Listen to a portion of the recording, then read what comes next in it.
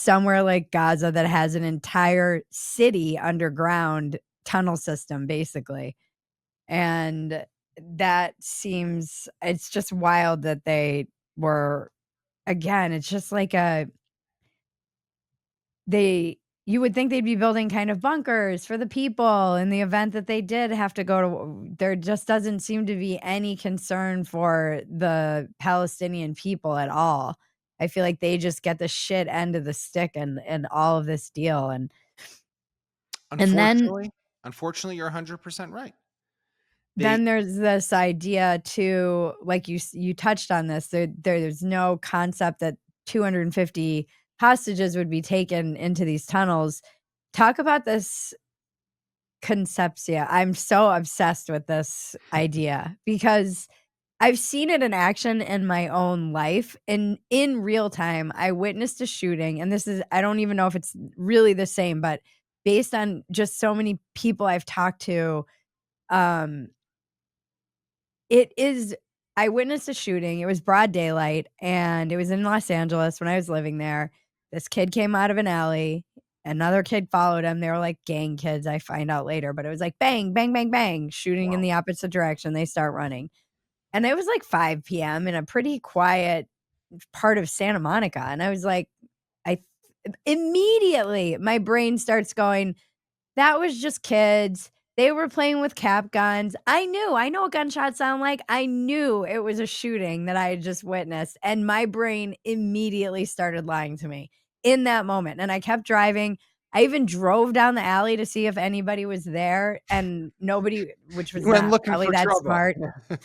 I wasn't looking for trouble. I just was like, was that a shoot? Like, I was just so it was crazy how quickly. And I kept hearing stories about this of a woman who Hamas is literally invading the kibbutz, and she's making coffee. Her whole family, I heard this from a survivor of the, I think it was Barry. She was talking about how her whole family was in the safe room, and they're like, it was her mother-in-law or something. They're like, get in here. And she was just in complete denial about what was happening around her. And they're firing rockets and gunshots outside their door, and terrorists setting things on fire. And she's literally making coffee and just sweeping like nothing. She's like, what are you talking about? Nothing's happening. I heard from people at Nova who were like, these are soldiers, people who've been in wars, been in battles, but because they were in Israel, they were like, this can't be they just couldn't believe that it was happening.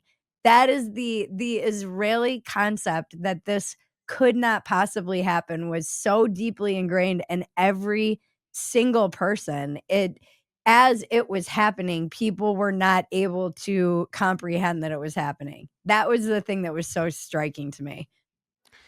Look, I think that the idea, this concepsia, right? And it's not, there's no real one word that can translate it into English, because concept, it's a play on that word.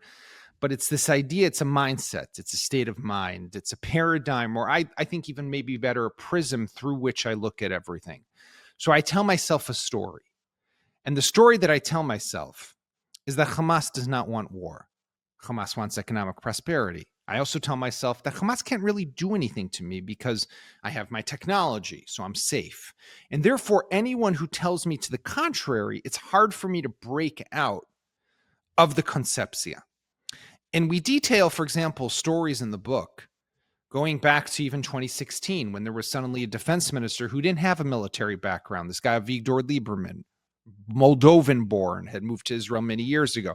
And he comes into the office in the defense ministry and sees what's happening in Gaza. This is 2016, and writes an 11-page report where literally he calls out one-to-one what's going to happen eventually. He says, if Hamas is not dealt with now, within a few years, we will have an attack the likes of basically what happened on October 7th.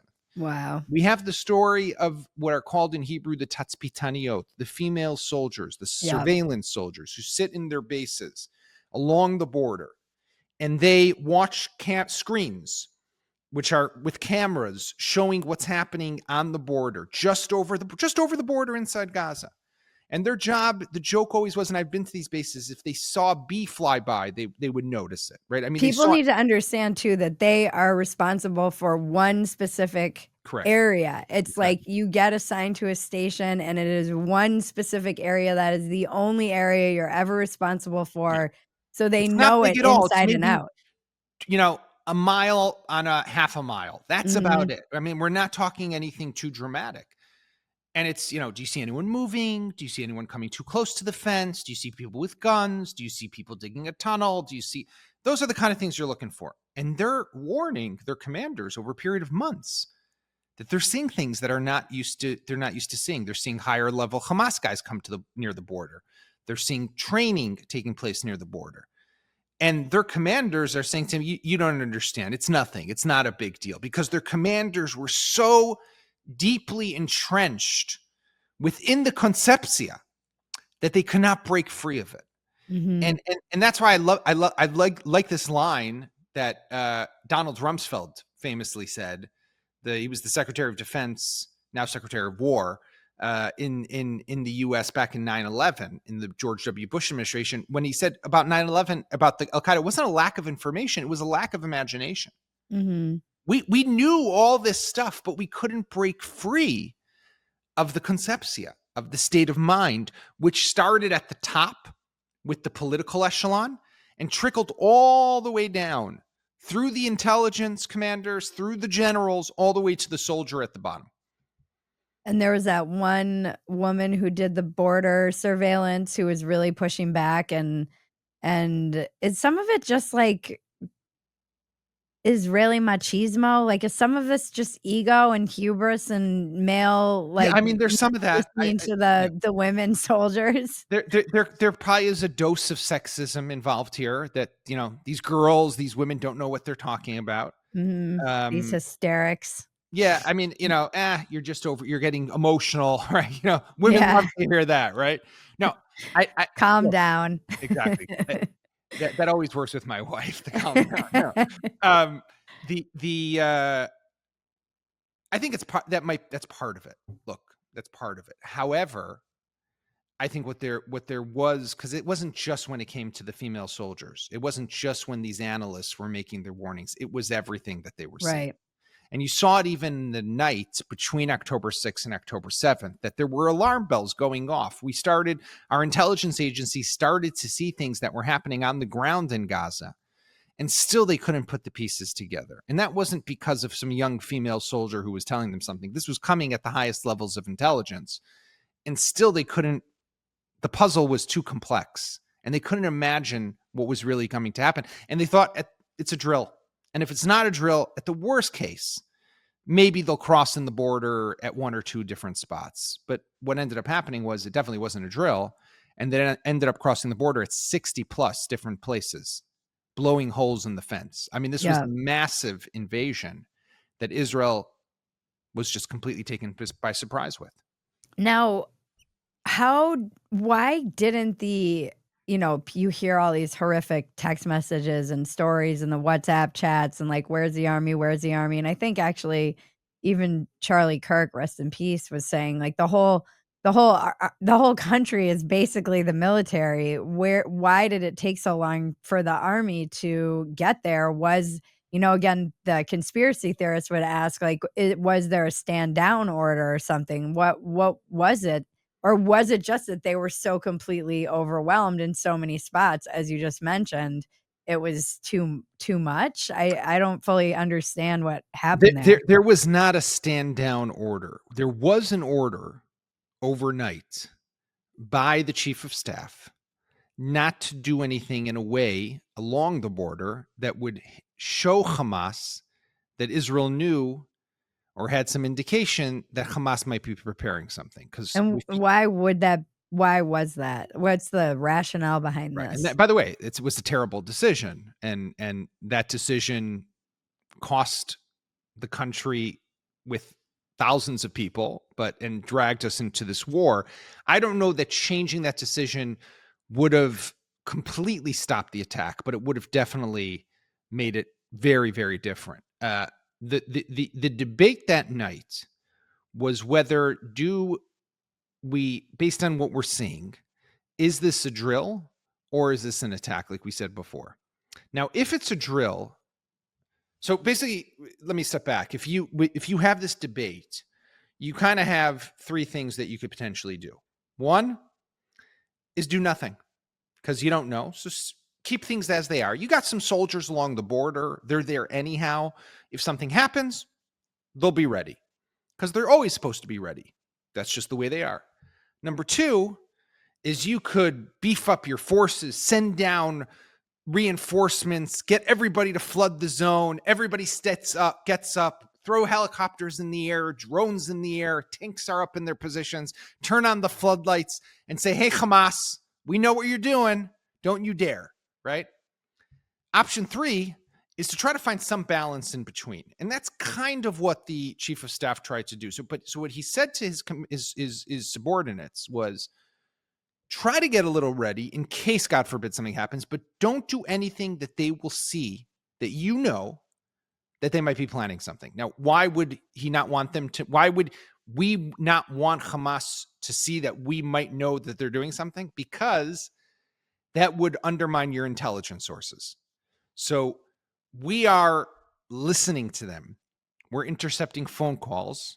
We have sensors and cameras and different detection devices all throughout the place. And we can see and hear what they're planning. And if then we do that in a big way, we say, hey guys, we're here, don't you dare. They'll be like, how do they know something? And then Mm, they'll go back to the room where they might have been speaking and look for the bug. Or they'll pick mm, up their phone and they'll be like, okay, we can't trust these phones anymore. They've now, no, clearly Israel's watching and listening. right. So So it's like you burn yourself you burn your sources. because it might just be a drill It might because, just be a by drill the way, they've been doing drills all the time. for Exactly. years. It's like they were like it almost is like they were just desensitizing. They were trying to normalize Right. for Israel what they ultimately would go out and do. So what that was why nothing was done in that night to try to potentially prevent it. But then when we get to the attack itself, so Israel is not prepared for this huge flood that's coming across the border. But what Hamas does is low tech in how they cross in, but also very sophisticated. So they've learned and they've studied the Israeli military positions on the border for a long time. And they know a couple of things. First of all, they know that when there's a massive missile barrage, all the soldiers go into the safe areas. So they go into secure rooms, concrete slabs or whatever it is, or they go into the underground bomb shelters in their bases. So they launch right away a massive, massive, massive salvo of rockets, thousands right away. And that sends everyone in the borderline positions into those safe areas. So Mm, they're not out in their positions now. Now they're in the safe areas. Then they quickly storm the border, just a couple of them, not too many, few dozen. They blow holes in the fences in different points along the border because they know now soldiers are not going to really be watching them because of the rockets. And right away when they get in, right away, where do they go? They go to the frontline positions and they cut the communications and the cameras and the sensors. At the same time, they take drones, very low tech drones, like the ones you could buy at Target or Best Buy, attach a little explosive device to them, and they drop those on the cameras that are lining the border. So it's suddenly what crazy. ends up happening is Israel's got no eyes on the border. Right. And now its bases, these little frontline positions, suddenly can't even talk to one another. Definitely can't talk to headquarters in Tel Aviv. At some point, even, they get to the main Gaza division headquarters at a base called Re'im. This is the base where you're supposed to manage everybody from. They infiltrate that base. So even though the commander of the division is there inside his command center, he's got two big issues right now. One is his base is under attack, right? He has terrorists inside his base. That's one. So he's got to fight to push them out and reconquer his base. Number two, because of what the attacks on the communications, he can't even really communicate with any of the forces on the border and definitely not Yeah. with Tel Aviv either. So you got the generals in Tel Aviv, you got the people on the border fighting for their lives, and this creates chaos. and no one can tell what's happening. So, like, a lot of people say, where was the Air Force? Why didn't they just come? And unfortunately, and I met pilots who, for example, in those initial hours, were boarded their planes or helicopters and were sent out to the Mediterranean to protect the gas fields that we have there, because like they thought maybe they'd come under attack. But no, we didn't need the gas fields protected. We needed you to stand on the border and mow down anyone who was trying to cross. But there Right. was no one to direct them to that because nobody fully understood What what was was happening? happening. And unfortunately, it took hours, literally hours, to figure this out. And there were places, you mentioned Kibbutz Be'eri, Kibbutz near Oz, where one out of every 4 residents was either murdered or abducted on October 7th. By the time the IDF got there, Hamas was already gone. Yeah. There was no one to Th fight. that's like the Nahal Oz Same thing base. in Nahal Oz Base. That base is it was tragic. Yeah. Just what happened to the soldiers and the girls and, yeah, there just no it seemed completely chaotic, and then, like you said with the Air Force, I know quite a few people who have brought up this idea of the Hannibal directive. It's this idea I see your face right now, you're like, "I know where you're going with this," which is basically that the IDF it killed most of the people on October 7th, and it was the Air Force. Now, in your book, you do talk about, I believe there's one story of a guy who because a lot of the guys were wearing IDF, like they were also dressed like soldiers, a Yeah. lot of the terrorists. It sounds like insane. No, And then they yeah. were taking hostages. The Hannibal procedure, as it's called, is very controversial. But basically, what it refers to, first of all, it's just a terrible name, anyhow. But Yeah, what it refers to is if you see a soldier being abducted, um, and you have tried to save him or her, and you can't, then you do everything possible to shoot to prevent that soldier from being taken, even if it means that you might be killing that soldier. Right? Very controversial in Israel, let alone anywhere else in the world. On October 7th, there were some instances of where the Hannibal procedure was called and was put into effect.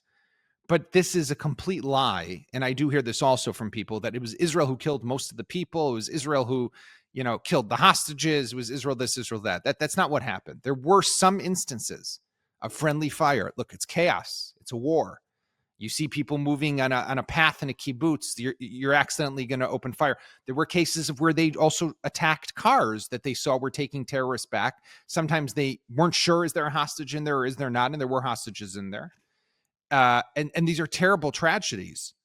But this is not what was responsible for the death of 1,200 people on that day. This isn't what led to 251 people being taken hostage, right? This was Hamas that did this. when was the Hannibal procedure called on that day? No, there was one instance, for example, I forget exactly which person it was who was in the kibbutz, but there was a car, a sedan that had been taken from the kibbutz. What they did is they crossed a lot of them on foot or on motorbikes, but then when they got to the kibbutzim, people had their cars there. Right. So, I mean, I'm sure you've seen those images. They Yeah. even like, they took hostages in golf carts that like, elderly women would drive Yeah. around the kibbutz, right? They drove those back to Gaza, but they also took people's Jeeps and they took people's sedans. So they filled them up with some terrorists and some hostages, and they started driving through the fields back to Gaza. At some point, when the IDF did have the opportunity, in some cases, it did open fire. There's a terrible incident that happened in Kibbutz Be'eri, where there were hostages who were inside a home, and there were Hamas terrorists who were holding them hostage inside this home, and a commander gave an order to shoot a tank shell at this house.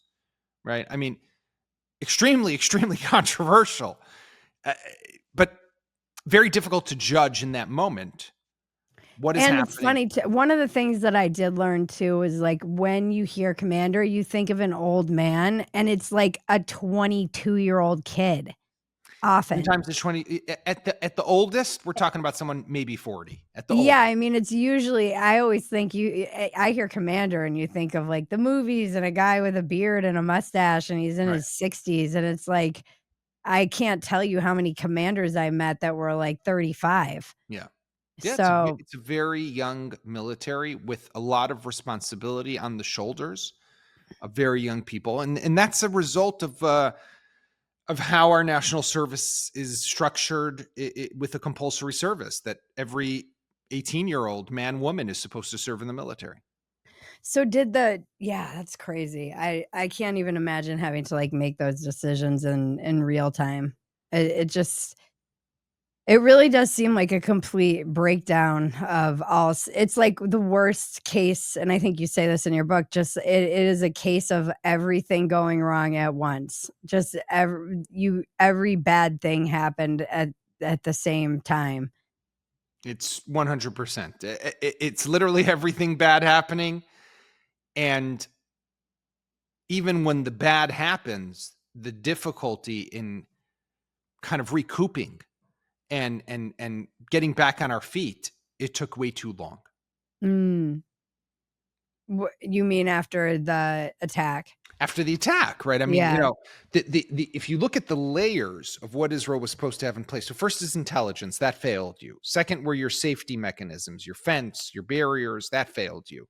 Third were your soldiers who were deployed along the border, who are always there, they failed you. But Mhm. fourth are supposed to be, okay, send the reinforcements, right? I mean, Mhm. and you ended up hearing these amazing stories of random Israelis who were home because it was a holiday and it was a Sabbath, it was Shabbat, and people just took their sidearms and drove down south to try to save lives. Some of these people were killed, Yep. but other people, you know, were heroes and saved people. Went down to the Nova Music Festival and just picked up people to get them out of the fields and out of the killing zones. I mean, that's one of the incredible parts of the story is just the bravery and courage of the Israeli, the regular, average, normal Israelis who just said, "I hear there's something bad happening. I'm going." Yep.